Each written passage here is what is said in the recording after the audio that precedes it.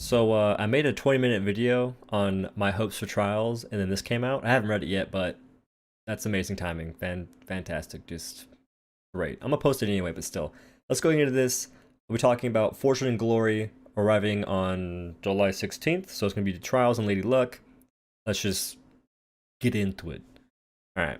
Fortune and Glory patch open beta 0.9.0. By the way, this game's still at open beta. If you guys aren't aware of that, and heralds a sea of changes for the Slayers of Ramsgate. On July 16th, 2019, new challenges arrive in the form of the Island of Trials, and a new hunt pass kicks off with High Skies, Fortune, and Glory. So there's going to be a new island, it's going to be evolving in Trials, which is going to be a new mode centered around veteran players, and a new hunt pass, which it's going to be a two-part hunt pass, I believe. We're going to go ahead and explore that. The Trials of Lady Luck. If you've been looking for a way to improve your prowess, yes. Take it up with Lady Luck. She and her crew have towed an entire island to the edge of Ramsgate. Word. Eager to test skills of the Shattered Isle's most veteran slayers, and you'll be tested. These behemoths are enhanced by dangerous modifiers, making them deadlier than anything you've seen in the wild so far. Think Nezaga with Rage Toad Nash's shockwaves and Shroud's near-sight vision. Ouch. That freaking sounds sick, actually. I think that's going to be a really dope addition to just Shockjaw. Like, reducing visibility in this game in the way that Shroud does it is pretty neat, I think. Like, you still have vision, it's just that it's not as great. You're basically nearsighted in that kind of sense, and I kind of dig that mechanic. On Shroud's kind of neat, like, trying to interrupt Shroud during, like, its enrage can be difficult because you don't have the kind of, like, depth perception you normally get with other behemoths. Anyway, just in case the promise of a good fight isn't enough to bait your hook. Word. Calm down. Lady Luck also offers exclusive trials rewards, new weapon mods, special moves, and yes, I am that good. Cosmetics can be purchased with marks. A new currency earned through trial successes. Spend steel marks on combat enhancing items and gilded marks on looking good. Save up enough and you can even fill in a brand new cosmetic slot. Okay, so the new specials, the new mods, whatever you can buy, that's going to be sick. But the ability to just look like you play the game and look like you know what you're doing in this game is going to be a huge bonus, because right now you can't really forge your legend. Like, that's been a thing that's been like promised in this game for a long time, and it's never really been a thing until hopefully like right now, like whenever this comes out, because you could never look different than other players. There was no like, oh, I'm gonna go ahead and get this new cosmetic that no one else can get easily. No, it's like, I'm gonna go ahead and buy this cosmetic, and then I will look the same as everyone else who has their mom's credit card. Now, you can work towards it. You can actually look like you play the game, look like you can show off the time you've invested in this game by getting those marks. So I cannot wait for this to be a thing, bro.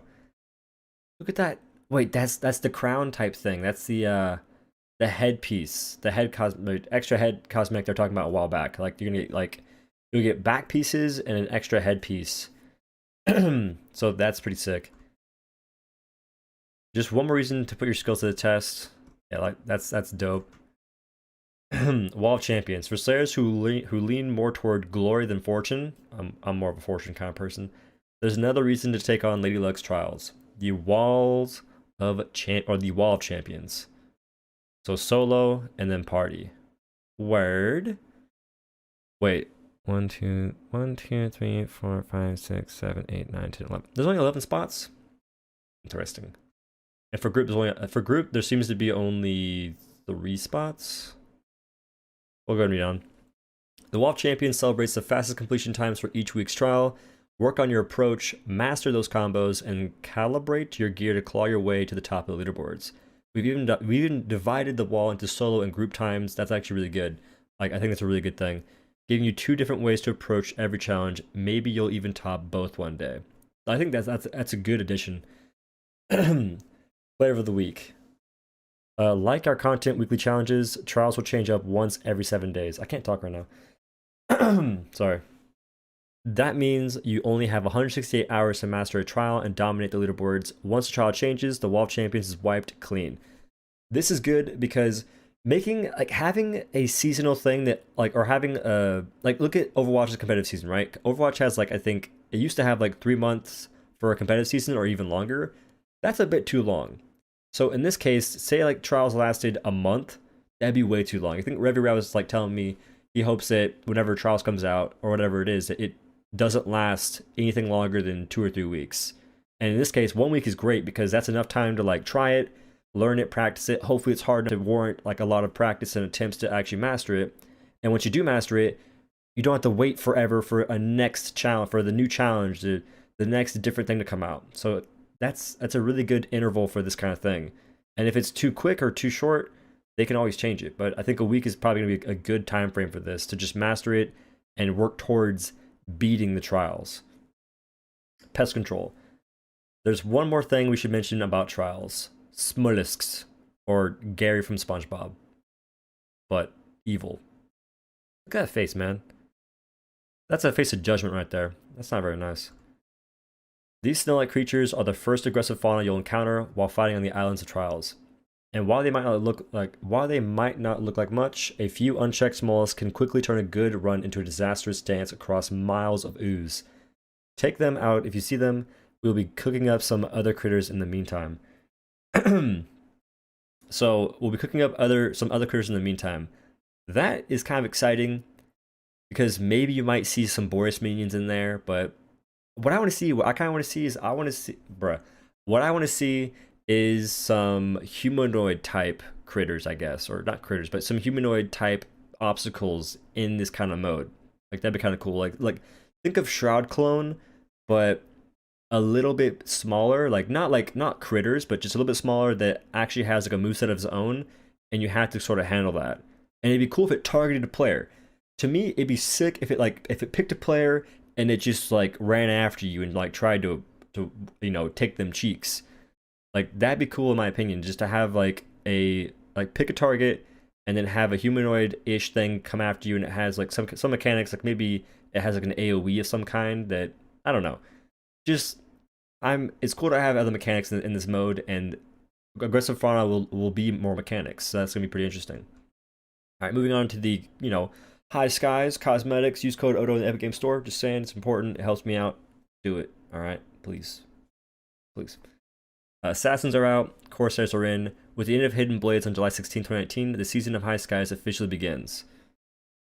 High Skies is our first ever season to include not just one hunt pass, but two.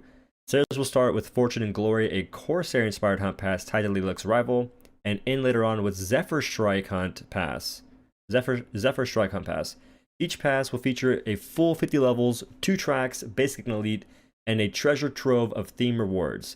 They will also be timed in the same way as previous passes. Fortune and Glory will run from July 16th to sometime in August, and Zephyr Strike will begin immediately after.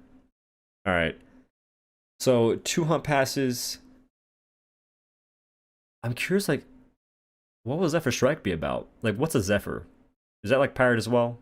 I'm gonna Google that later. I'll probably put it in the video of like, hey, this is Zephyr, because I have no idea what it means. That's dope though. It's cool that like they're kind of giving us hints of what's going to be coming in the future. Like they basically they revealed the first hunt pass High Skies, and they said Corsair, and that means pirates apparently. I had to Google that too.